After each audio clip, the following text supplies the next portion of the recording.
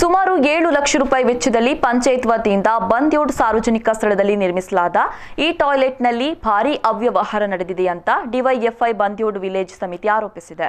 ಬಂದ್ಯೋಡ್ ನಗರದ ಸಾರ್ವಜನಿಕ ಸ್ಥಳದಲ್ಲಿ ಈ ಟಾಯ್ಲೆಟ್ ನಿರ್ಮಿಸಲಾಗಿದೆ.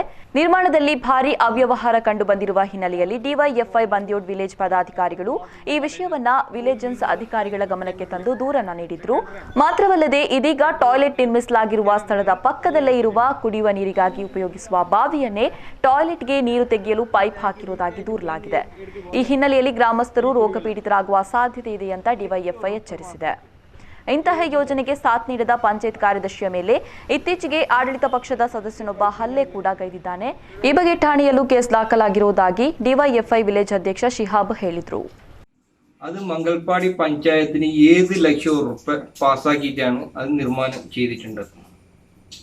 ഇതിൻ്റെ സാധനം ഒരു 45,000-50,000 റുപ്യൻ്റെ ഉള്ളിൻ്റെ സാധനം മൊത്തം കേരളത്തെ സൈഡ് ആ പാലക്കാട് അങ്ങോട്ട് നേടുന്നു കൊടുത്തിട്ടുണ്ട്. ആ ലോട്ടറി കടൻ്റെ ഷോപ്പിൻ്റെ ആദ്യം ഒന്ന് ഗുജിരി സാധനത്തിൻ്റെ ഷോപ്പിൻ്റെത് അതിനെ കൊടുത്തിട്ടാണ് ഇവിടെ ഫിറ്റ് ചെയ്തിട്ടുണ്ട്. ഇതിനെ ഫിറ്റ് ചെയ്യണമെന്ന് 2 സെറ്റ് കല്ല് ഫിട്ടാക്കിയിട്ടാണ് ഇതിനെ ഫൗണ്ടേഷൻ ഉണ്ടാക്കിയത്. ആ ഫൗണ്ടേഷൻ്റെ മീത്താണ് ഈ കൊടുന്ന സാധനത്തിനെ ഫിറ്റ് ചെയ്തിട്ടുണ്ട്.